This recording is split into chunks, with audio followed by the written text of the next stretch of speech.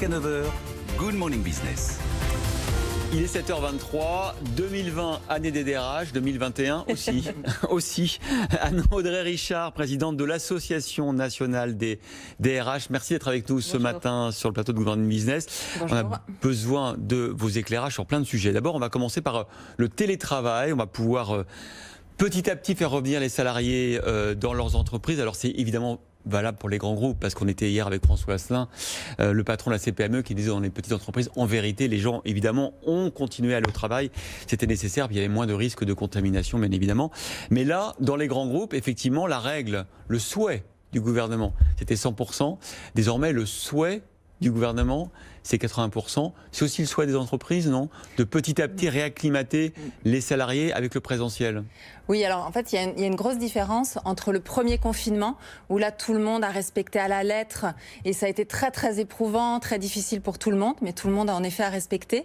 Et le second confinement, où là, nous, en tant que DRH, on a été alertés par des situations individuelles, et donc on a dû faire face à cela et apporter des réponses. Et entre autres, les réponses, ça a été, vous avez une situation de souffrance individuelle, eh bien, on va vous autoriser à revenir sur site, une fois par semaine, par exemple.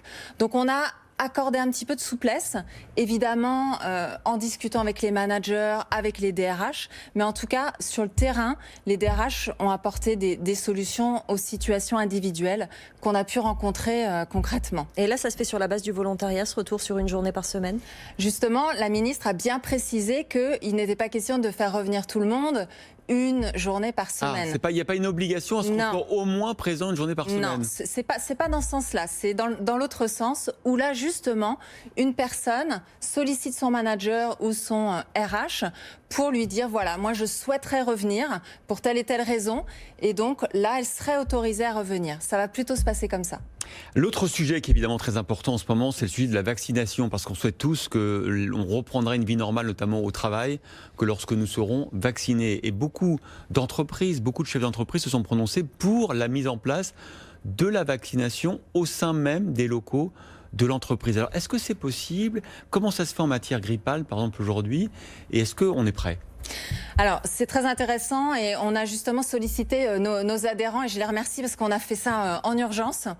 Ce qu'on voit, c'est que tout de suite maintenant, c'est pas la préoccupation immédiate. Aujourd'hui, les DRH, ils sont vraiment concentrés sur la situation sanitaire, sur le retour justement, télétravail.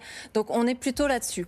Maintenant, on commence à se préparer et de façon unanime, les DRH disent, bien sûr, on va contribuer, on va sensibiliser, on fera tout notre possible pour aider dans cette vaccination. Oui, mais on avait vu que c'était aussi le discours sur les tests et que finalement, dans la mise en place, ça n'a pas été si simple, ça nécessitait des frais, notamment, de tester et que finalement, au final, les entreprises n'ont pas beaucoup testé. Oui, on l'a quand même fait pour certaines entreprises, peut-être pour les plus grosses. Oui. Mais ce qui est intéressant sur la vaccination, c'est qu'on voit une différence entre les entreprises qui ont déjà travaillé sur des campagnes de vaccination concernant la grippe, donc des entreprises un peu plus matures, un peu plus grosses, en effet, vous signalez la différence avec les TPE, PME.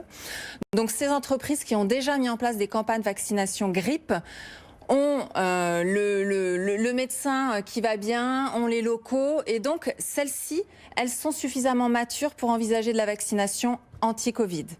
En revanche, les autres vont avoir des difficultés, c'est vrai, mais ce qu'elles disent, c'est qu'elles feront tout pour sensibiliser, contribuer, inciter. Et peut-être une précision, parce que nos membres nous ont remonté cela, on a aussi des entreprises avec des populations plus jeunes, où là, on est sur d'autres problématiques, donc là, elles investiront pas trop dans le vaccin en tant que tel, mais contribueront sur de la communication, bien sûr. Alors moi j'ai une question, parce qu'on sait que ça ne peut pas être évidemment obligatoire dans l'entreprise, ça sera sur la base du volontariat, mais il y a une phrase qui m'a intrigué d'Elisabeth Borne, la ministre du Travail, qui il y a 2 jours aux partenaires sociaux a dit qu'on pouvait envisager de rendre obligatoire le fait que le salarié doit dire ou devra dire à son employeur s'il a été vacciné ou pas. Ça vous semble envisageable, ça ? Alors, il y a un sujet de confidentialité, de consentement, bien sûr, et après, il y a un sujet de confidentialité. Et nous, dans les entreprises, il est hors de question d'aller sur de la discrimination, t'es vacciné, t'es pas vacciné. Voilà. Donc, c'était un peu bizarre comme prise de position. On verra comment ça va se passer, mais de toute façon, nous sommes garants de la confidentialité.